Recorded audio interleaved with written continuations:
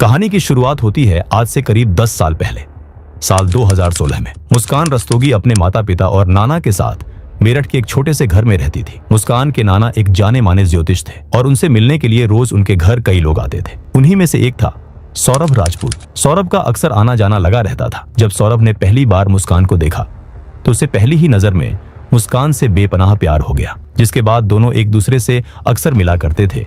धीरे धीरे दोनों के बीच प्यार बढ़ने लगा। मुस्कान भी सौरभ से प्यार करने लगी और इसके बाद दोनों ने एक दूसरे के साथ जिंदगी बिताने का फैसला कर लिया। लेकिन हर प्रेम कहानी की तरह यहाँ भी मुश्किलें थीं। दोनों के ही परिवार इस रिश्ते के सख्त खिलाफ थे, पर सौरभ का प्यार मुस्कान के लिए बहुत गहरा था। साथ ही मुस्कान भी सौरभ से बहुत प्यार करती थी, जिसके बाद दोनों ने ही अपने परिवार के खिलाफ जाकर मार्च 2016 में दोनों ने भागकर कोर्ट मैरिज कर ली। कुछ समय बाद जब चीजें शांत हुईं तो दोनों के परिवार भी मान गए। शादी के बाद सौरभ मुस्कान को अपने परिवार के साथ रहने के लिए ले गया, जिसके बाद सौरभ, मुस्कान और सौरभ के माता पिता साथ में रहते थे।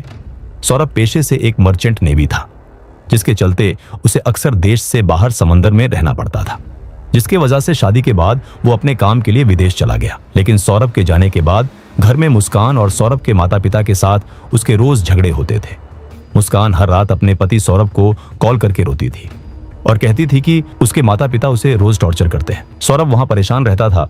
उसे लगा कि उसके माता पिता शायद मुस्कान को आज भी एक्सेप्ट नहीं कर पाए। एक दिन मुस्कान ने सौरभ से रोते हुए कहा कि मुझे इनके साथ नहीं रहना। ये बात सुनकर सौरभ ने एक फैसला किया। सौरभ मुस्कान से इतना प्यार करता था कि वो नहीं चाहता था कि उसकी पत्नी को कोई तकलीफ हो। इसीलिए शादी के 6 महीने बीतने के बाद सौरभ ने फैसला किया कि वो जॉब छोड़कर वापस अपने देश भारत आएगा। वापस आने के बाद मुस्कान और सौरभ ने फैसला किया कि वो दोनों एक किराए का घर लेकर अलग रहेंगे। सितंबर 2016 में दोनों ने मेरठ के ब्रह्मपुरी इलाके में एक किराए के मकान में रहने लगे। 3 साल के बाद साल 2019 में उनकी जिंदगी में एक बहुत बड़ी खुशी आई। उनकी बेटी पीहू का जन्म हुआ। चीजें सही चल रही थी, लेकिन धीरे धीरे सौरभ को फाइनेंशियल प्रॉब्लम्स आने लगी। एक पिता बनने के बाद सौरभ की जिम्मेदारियां बढ़ गई थी। इसीलिए अपने परिवार को एक बेहतर जिंदगी देने के लिए सौरभ 2023 में अपने एक दोस्त के साथ लंदन चला गया। वहां उसने एक मॉल की बेकरी शॉप में नौकरी करना शुरू कर दिया। सौरभ हजारों मील दूर एक अनजान देश में दिन रात मेहनत कर रहा था। वह वीडियो कॉल के जरिए अपनी पत्नी और बच्ची से बात करता था और अपना मन बहला लेता था। उसे लगता था कि उसकी ये मेहनत एक दिन उसके परिवार के काम आएगी। सब कुछ नॉर्मल चल रहा था। पीहू बड़ी होकर स्कूल जाने लगी थी। मुस्कान और सौरभ एक दूसरे से रोज बात किया करते थे। फिर जाके लगभग 1 साल के बाद 24 फरवरी 2025 को सौरभ अपने देश, अपनी बीवी और अपनी बेटी से मिलने आता है। सौरभ अपनी बेटी और अपनी पत्नी का जन्मदिन मनाने आता है। 28 फरवरी 2025 को सौरभ ने अपनी बेटी पीहू का 6वां जन्मदिन मनाया। तीनों लोग बेहद खुश थे। 3 दिन बाद यानी 3 मार्च 2025 को जैसे ही उनकी बच्ची पीहू के 2nd क्लास के एग्जाम खत्म हुए तो मुस्कान पीहू को उसकी नानी यानी अपने माता पिता के घर यह कहकर छोड़कर आई कि वो सौरभ के साथ 4 मार्च की शाम को शिमला घूमने जा रही है। सौरभ रोज अपने पेरेंट्स के घर से ही रात का खाना लाता था। इसी वजह से जब 4 मार्च की शाम को सौरभ घर नहीं आया तो उसके भाई राहुल ने सौरभ से डिनर के बारे में पूछने के लिए कांटेक्ट किया तो उनके पास सौरभ का मैसेज आया कि वह मुस्कान के साथ बाहर घूमने निकल गया है और कुछ दिन बाद लौटेगा। 2 दिन बाद 6 मार्च को सौरभ की बहन का सौरभ से मिलने के लिए मैसेज आता है। इस पर सौरभ उन्हें भी बता देता है कि वो मुस्कान के साथ बाहर गया है और होली के बाद वापस आएगा। बहन ने पूछा कि उसने अपनी बेटी पीहू को साथ क्यों नहीं लेके गया तो उसने व्हाट्सएप पर ही बताया कि वो जहां है वहां 10 डिग्री सेल्सियस टेम्परेचर है, इसलिए पीहू की तबीयत बिगड़ने का रिस्क था। शिमला मनाली घूमते हुए सौरभ मुस्कान के साथ अपने फोन से फोटोज भी शेयर करता जा रहा था। होली के अगले दिन बहन ने सौरभ से मिलने के लिए उसे फिर से पूछा कि वह कब लौटेगा तो सौरभ का मैसेज आया कि उसे एक पार्टी में जाना है, इसलिए उसे खुद नहीं पता कि वह कब तक लौटेगा। सौरभ और मुस्कान ब्रह्मपुरी के जिस घर में रेंट पर रहते थे वहां के मकान मालिक का मुस्कान के पास कॉल आता है। मकान मालिक को उस घर का रिनोवेशन करवाना था, इसलिए उसने मुस्कान से घर खाली करने को कहा। मुस्कान ने बताया कि वो और सौरभ साथ में वेकेशन पर गए हुए हैं और लौट कर आने पर वह घर खाली कर देंगे। इसके बाद 17 मार्च को जब मुस्कान हिमाचल से जब वापस आती है तो अगले दिन 18 मार्च को सामान शिफ्ट करने के लिए एक लोडर भाड़े पर बुक करती है और सामान ढोने के लिए 2 मजदूरों को बुलाती है। घर के अंदर एक कमरे में नीले रंग का ड्रम रखा होता है, जिसे मुस्कान उन 2 मजदूरों से उठाकर लोडर में रखने को कहती है। वो ड्रम इतना ज्यादा भारी होता है कि कड़ी मशक्कत के बाद भी उठ नहीं रहा था। जब ड्रम टस से मस नहीं होता है तो वह मजदूर मुस्कान से पूछते हैं कि इसमें ऐसा क्या है जिस पर वह कहती है कि इसमें कबाड़ का सामान है। लेकिन इस बीच उन मजदूरों से गलती से उस ड्रम का ढक्कन खुल जाता है और एक अजीब सी तेज बदबू बाहर आती है। यह बदबू इतनी स्ट्रांग थी कि वहां एक पल को खड़ा होना मुश्किल था। इसलिए वह दोनों मजदूर काम छोड़कर भाग खड़े होते हैं। इसके बाद जैसे ही मकान मालिक मुस्कान को बुलाता है तो मुस्कान वहां से भाग चुकी थी और वो सीधे अपने माता पिता के घर जाती है। मुस्कान बेहद ही डरी हुई हालत में होती है। जब मुस्कान के पिता पूछते हैं कि सौरभ कहाँ है, तो इसके बाद जो मुस्कान कहने वाली थी वो सुन के मुस्कान के घर वालों के पैरों तले जमी खिसक जाती है। मुस्कान फूट फूट कर रोने लगती है और कहती है कि सौरभ अब इस दुनिया में नहीं है। सौरभ को उसके परिवार वालों ने मार डाला है क्योंकि वह सौरभ पर मुझे डिवोर्स देने का प्रेशर डाल रहे थे, पर वह मुझसे इतना प्यार करता था कि वह उन्हें मना कर देता है और इसी कहासुनी में वह सौरभ का कत्ल कर देते हैं। इधर मुस्कान अपने घर में दिल दहलाने वाले खुलासे कर रही होती है कि उधर वो दोनों मजदूर सीधे पुलिस चौकी पहुंचते हैं और पूरा किस्सा बताते हैं। पुलिस तुरंत ही सौरभ के घर पहुंचती है और कमरे के अंदर पहुंच जाती है, जहां उन्हें यह नीला ड्रम मिलता है, जिसे खोलते ही सीमेंट से भरे ड्रम से गंदी बदबू फैलने लगती है। पुलिस हैरान रह जाती है कि इसमें ऐसा क्या है कि इतनी बदबू आ रही है। जिसके बाद पुलिस को ड्रम की जांच के लिए उसे पोस्टमार्टम हाउस भेजना था, लेकिन वह ड्रम इतना भारी होता है कि 10 पुलिस वाले मिलकर उसे घसीट कर घर से बाहर ले जाते हैं और बड़ी मुश्किल से उसे लोडर में चढ़ाकर पोस्टमार्टम हाउस में उसे कटवाने के लिए भेज देते हैं। ड्रम के अंदर ऊपर तक भरी सीमेंट जम चुकी थी, इसलिए उसे खोलने के लिए पुलिस मैकेनिक को बुलाकर उस ड्रम के टुकड़े करवाती है। मैकेनिक सीमेंट काट ही रहा होता है कि वहां खड़े लोगों के सामने ऐसा मंजर आता है जो उन पुलिस वालों ने कभी देखा नहीं था। सीमेंट के अंदर उन्हें कटा हुआ सर 2 कटी हथेलियां और अलग अलग टुकड़ों में धड़ मिलता है। उसमें मिलने वाला सर किसी और का नहीं बल्कि मुस्कान के पति सौरभ राजपूत का होता है। वही सौरभ जो कुछ हफ्तों पहले ही अपने परिवार के पास आया था। आज उसकी लाश ऐसी हालत में मिलेगी यह किसी ने सोचा ना था। इसके बाद पुलिस ने केस दर्ज किया और अपनी इन्वेस्टिगेशन शुरू कर दी थी और सबसे पहले सौरभ के माता पिता को पूछताछ के लिए बुलाया गया। पूछताछ में उसके माता पिता ने बताया कि उनका और सौरभ का रिश्ता बेहद अच्छा था, बल्कि उनका और मुस्कान का रिश्ता भी अच्छा था। पुलिस ने पूछा कि मुस्कान ने आप पर इल्जाम लगाया है, तो उस पर उसके माता पिता ने कहा कि हाँ, हम इस शादी से खुश नहीं थे, लेकिन कुछ समय बाद हमने मुस्कान को अपनी बहू के तौर पर स्वीकार कर लिया था। हम भला अपने ही बेटे का कत्ल क्यों करेंगे। इसके बाद पुलिस का शक अब मुस्कान के ऊपर आ गया था, तो पुलिस ने मुस्कान को हिरासत में लिया और जब मुस्कान से पूछताछ की गई तो मुस्कान काफी डरी हुई लग रही थी। पुलिस को वहीं पर शक होने लगा। जब पुलिस ने सख्ती से पूछा तो मुस्कान पूरी तरह टूट गई, जिसके बाद मुस्कान ने खुलासा किया और ऐसा खुलासा किया कि उसने सबको चौंका दिया। मुस्कान ने कहा कि साल 2019 में जब पीहू का जन्म हुआ था, उसी साल मुस्कान की जिंदगी में एक ऐसा मोड़ आया जिसने सब कुछ बर्बाद कर दिया। मुस्कान को अचानक उसके एक पुराने स्कूल दोस्त ने एक व्हाट्सएप ग्रुप में ऐड किया। यह उस स्कूल का एलुमनी ग्रुप था जहां मुस्कान 8वीं क्लास तक पढ़ी थी। इसी ग्रुप में एक नाम था साहिल शुक्ला। साहिल और मुस्कान बचपन में क्लासमेट रह चुके थे, हालांकि तब उनकी कोई खास बातचीत नहीं होती थी। साहिल ने 8वीं के बाद किसी वजह से स्कूल छोड़ दिया था। व्हाट्सएप पर दोनों के बीच घंटों बातें शुरू हुई। मुस्कान जो कि घर में अकेली रहती थी, उसे साहिल में एक टाइम पास नजर आने लगा। इसके बाद दोनों की मुलाकात एक शॉपिंग मॉल में हुई। ये मुलाकात धीरे धीरे मुलाकातों के सिलसिले में बदल गई। एक तरफ सौरभ लंदन की बेकरी में पसीना बहा रहा था और दूसरी तरफ मुस्कान अपने ही घर में साहिल को बुलाने लगी थी। लेकिन साहिल कोई आम लड़का नहीं था, वह एक हार्डकोर ड्रग एडिक्ट था। दिन रात गांजे के नशे में धुत रहना उसकी आदत थी और यही लत उसने मुस्कान को भी लगा दी। मुस्कान भी अब साहिल के साथ मिलकर नशे की दुनिया में डूबने लगी थी। आस पड़ोस के लोग यह सब देख रहे थे कि कैसे सौरभ की गैर मौजूदगी में एक अनजान लड़का मुस्कान के घर आता है और घंटों, यहां तक कि रातों भर वहां रुकता है। आखिरकार एक पड़ोसी से रहा नहीं गया और उन्होंने लंदन में बैठे सौरभ को यह सच्चाई बता दी। ये बात सुनने के बाद सौरभ के पैरों तले जमीन खिसक गई। उसने जब मुस्कान से इस बारे में पूछा तो मुस्कान ने अपनी गलती मानने के बजाय उल्टा सौरभ से ही झगड़ा शुरू कर दिया। तुमको मुझ पर विश्वास करना है तो करो, वरना मुझे कोई फर्क नहीं पड़ता।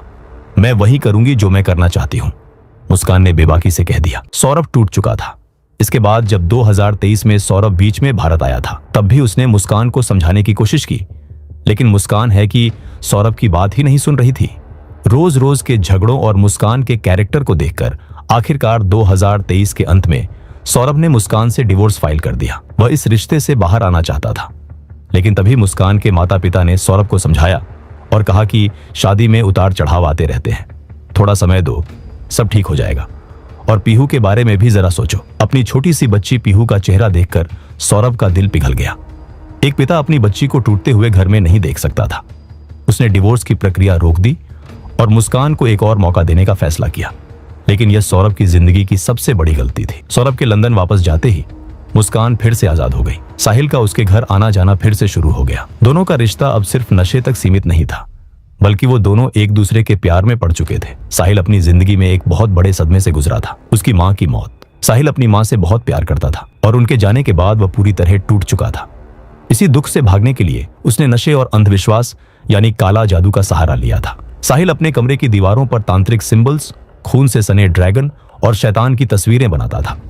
हर तरफ 666 लिखा होता था, जिसे शैतान का नंबर माना जाता है। मुस्कान, जो कि एक बेहद चालाक और मैनिपुलेटिव औरत थी, वो साहिल की इस दिमागी कमजोरी को समझ चुकी थी। मुस्कान ने वो किया जो एक शैतानी दिमाग ही सोच सकता है। उसने स्नैपचैट पर एक फेक अकाउंट बनाया और उस अकाउंट का नाम रखा साहिल की मरी हुई मां के नाम पर। मुस्कान इस फेक अकाउंट से साहिल को मैसेज करती थी। नशे में धुत साहिल सच में यह मानने लगा था कि उसकी मरी हुई मां की आत्मा उससे बात कर रही है। मुस्कान ने साहिल की मां बनकर साहिल को 136 मैसेजेस भेजे। उसने लिखा, बेटा, मुस्कान बहुत अच्छी लड़की है, वो तुम्हारा ख्याल रखेगी। वो जो भी कहे उसकी बात मानना, कभी उसे दुख मत देना। जब साहिल पूरी तरह से मुस्कान के कंट्रोल में आ गया और उससे शादी करने की जिद करने लगा, तब मुस्कान ने एक और चाल चली। उसने उस फेक अकाउंट से साहिल को आखिरी हुक्म दिया, मुस्कान सिर्फ तुम्हारी है, लेकिन इसके लिए सौरभ का वध करना होगा।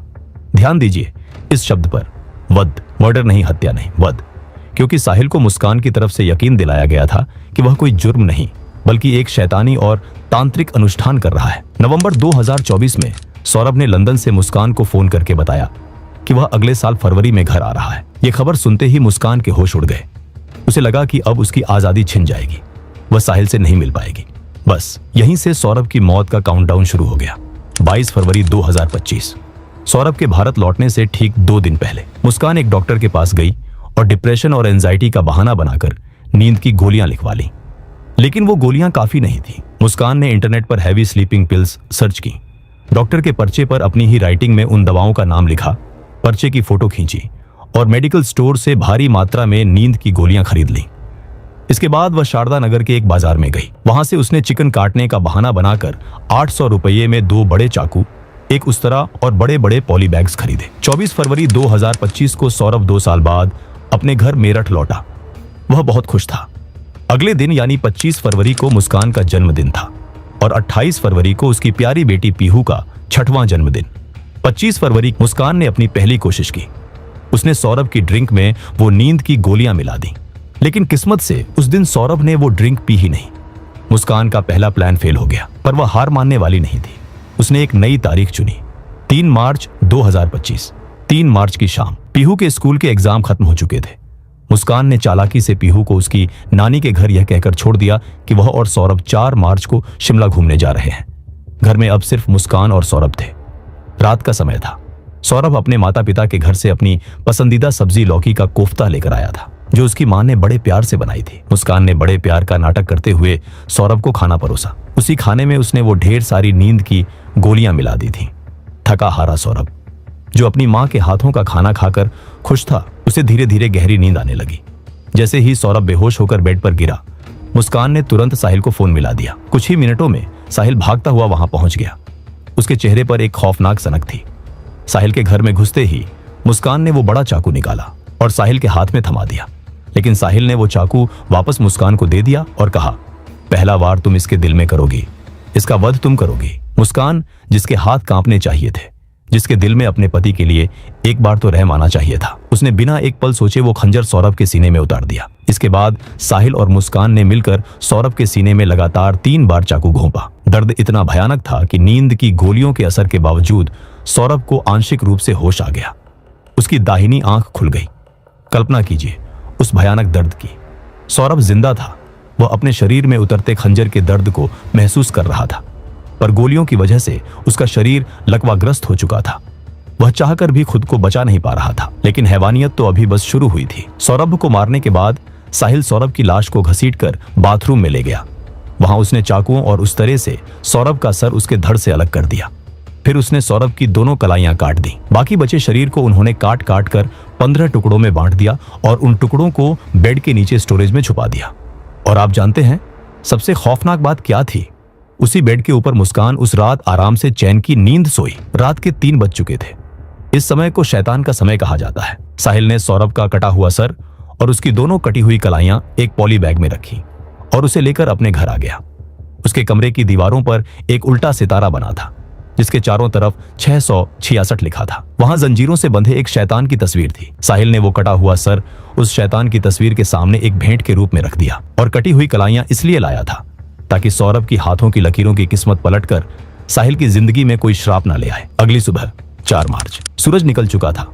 मुस्कान सुबह 9 बजे बाजार गई और गेहूं रखने का बहाना बनाकर 1200 रुपये में एक बड़ा सा नीला प्लास्टिक का ड्रम खरीद लाई।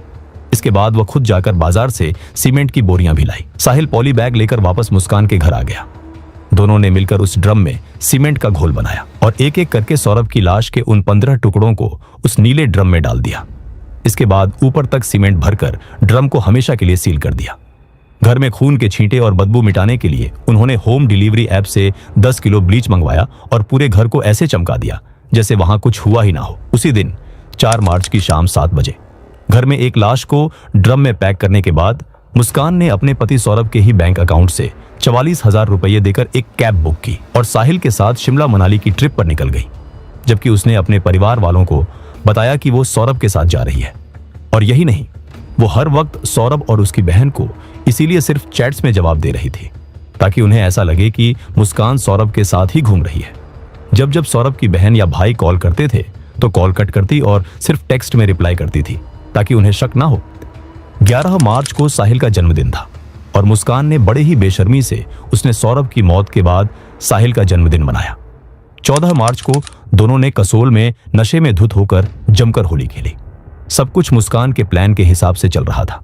उसका इरादा था कि वो दुनिया को यह दिखाएगी कि सौरभ उसके साथ छुट्टियां मनाने के बाद सीधा लंदन वापस लौट गया। लेकिन ऊपर वाले की लाठी में आवाज नहीं होती। हिमाचल में अय्याशी करते हुए सौरभ के अकाउंट के पैसे खत्म हो गए। मुस्कान ने सौरभ के अकाउंट से 6 लाख रुपये निकालने की कोशिश की लेकिन ट्रांजैक्शन फेल हो गया। पैसे खत्म होने के बाद हारकर दोनों को 17 मार्च वापस मेरठ लौटना पड़ा।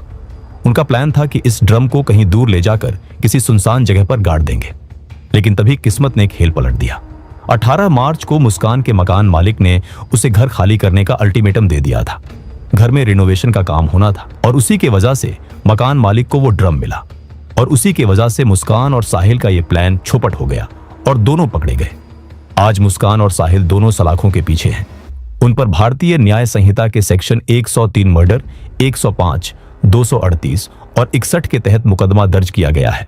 जरा सोचिए उस छोटी सी बच्ची पीहू के बारे में, जिस बच्ची ने कुछ हफ्ते पहले ही अपने पिता के साथ अपना जन्मदिन मनाया था। उसे आज तक ये नहीं पता कि उसके पापा अब कभी लौट कर नहीं आएंगे। परिवार वालों ने उसे यही बताया है कि बेटा, तुम्हारे पापा और मम्मी वापस लंदन चले गए हैं। पीहू रोज अपने माता पिता को याद करती है। एक ऐसा पिता जो उसके लिए सब कुछ सह गया और एक ऐसी माँ जिसने अपनी ही बच्ची को अनाथ कर दिया। अगर पुलिस सही समय पर मुस्कान को नहीं पकड़ती तो शायद मुस्कान अगली हत्या साहिल की भी कर देती, क्योंकि जो औरत अपने पति की नहीं हुई वो उस प्रेमी की क्या होती। ये केस हमें सोचने पर मजबूर करता है कि इंसानियत और हैवानियत के बीच की लकीर कितनी धुंधली हो चुकी है। ये एक ऐसा सच है जो मेरठ शहर के इतिहास में हमेशा एक काले धब्बे की तरह याद रखा जाएगा। दोनों के परिवार आज इंसाफ की गुहार लगा रहे हैं और देश की जनता इस खौफनाक कत्ल के लिए फांसी की मांग कर रही है। दोस्तों, आपको क्या लगता है, मुस्कान और साहिल को हमारे कानून के तहत क्या सजा मिलनी चाहिए? अपने विचार हमें कमेंट्स में जरूर बताएं। अगर इस केस की गहराई और सच्चाई ने आपको भी अंदर तक झकझोर दिया है तो इस वीडियो को लाइक करें, ज्यादा से ज्यादा लोगों तक शेयर करें ताकि समाज में ऐसे चेहरों को पहचाना जा सके। और ऐसी ही दिल दहला देने वाली सच्ची क्राइम स्टोरीज के लिए हमारे चैनल को अभी सब्सक्राइब करें और बेल आइकन दबाना बिल्कुल ना भूलें।